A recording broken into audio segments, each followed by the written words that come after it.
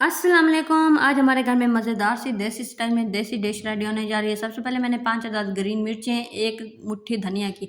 आपने धनिया और ग्रीन मिर्ची को अच्छी तरह से वॉश कर लेना है, उनकी डंडियाँ निकाल लें, एक छोटा बारीक कट कर लें। 1 टेबलस्पून जो है लाल मिर्च, 1 टेबलस्पून धनिया पाउडर, 1 टेबलस्पून ज़ीरा पाउडर और 1 टेबलस्पून सॉल्ट है।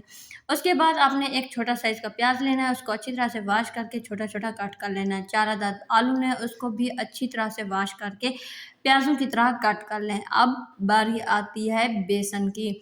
यहाँ पे मैंने 3 स्पून जो हैं डोंगे वाले भर के बेसन के इसमें ऐड कर दूँगी और अपने हाथों की मदद से इसे अच्छी तरह से मिक्स करूँगी। इसमें पानी पहले यूज़ नहीं करूँगी क्योंकि प्याज़, आलू और जो सॉल्ट ऐड करने के बाद थोड़ा-सा पानी होता है, वो आपने बेसन को और सारी चीज़ों को अच्छी तरह से मिक्स करना है। यहाँ पे आपको आइडिया तो हो गया होगा कि हमारे यहाँ जो डिश रेडी होने जा रही है वो है क्रिस्पी पकोड़े की।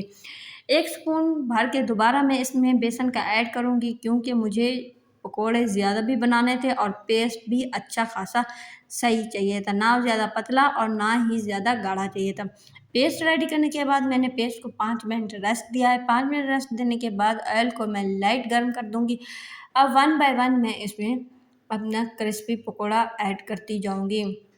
गाइस यहाँ पे सबकी फ़रमाइश थी कि हमने क्रिस्पी पकोड़ा खाना है, वो भी घर का खाना है और 1-2 नहीं खाने, भर-भर के खाने हैं ताकि हमारा पेट भी भर जाए और नियत भी, हम दोबारा पकोड़ों का नाम ना लें।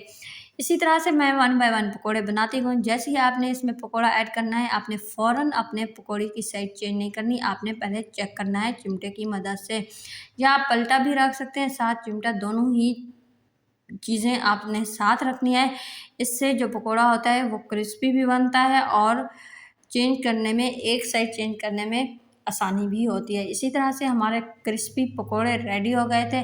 मैंने 1 बाय 1 सबको देती गई हूँ और साथ ही हमने रायता भी रेडी कर लिया था। रायते में हमने दही, धनिया, पुदीना और ज़ीरा पाउडर आप थोड़ा-सा ऐड करें और साथ ही सॉल्ट ऐड कर लें। ज़्यादा ऐड नहीं करना। आपने अगर पकोड़े के साथ लाइट चटनी बनानी है या रायता रखना है तो उसका ज़ायका ही मज़ेदार सा होता है। इसी तरह से आपने स्पून के साथ भी इसे बना सकते हैं। हम ज़्यादातर स्पून से बनाते हैं या ग्लव्स के साथ। यहाँ पे सबकी फ़ोर्स करने पर मैंने अपने हाथों से बना तो लिए थे गाइस। उसके बाद जो मेरे हाथों की हालत हुई थी ना 2 दिन के तक, मैं आपको बता ही नहीं सकती। इसी तरह से 1 बाय 1 मैं सबको बनाती गई हूँ और डिश बना के देती गई हूँ। सब कह रहे थे बहुत मज़े के हैं, इतने क्रिस्पी पकोड़े। आपने जैसे ही इन पकोड़ों को निकालना है, या तो आपने प्लेट में रखना है या आपने छन्नी में, बटर पेपर में या किसी भी पेपर के ऊपर नहीं रखने क्योंकि पकोड़ा जो होता है नरम हो जाता है।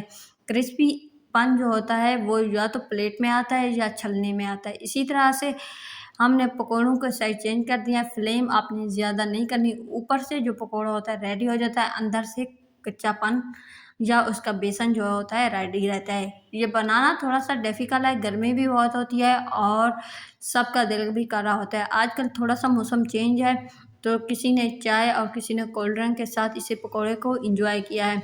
इसी तरह से मैं 1 बाय 1 बनाती गई हूँ और सबको देती गई हूँ। उसके बाद मैंने कहा है कि पेस्ट तो ख़त्म हो जाएगा पकोड़े का, मुझे दोबारा रेडी करने पड़ेगा, इसलिए लास्ट में मैंने अपने लिए पकोड़े बना लिए थे। जैसे ही मैंने अपने लिए बनाने को कहा है तो सबने कहा है अभी तो हमने खाना शुरू किया है। मैंने कहा कोई बात नहीं, अगले हफ्ते आपको दोबारा बना दूँगी।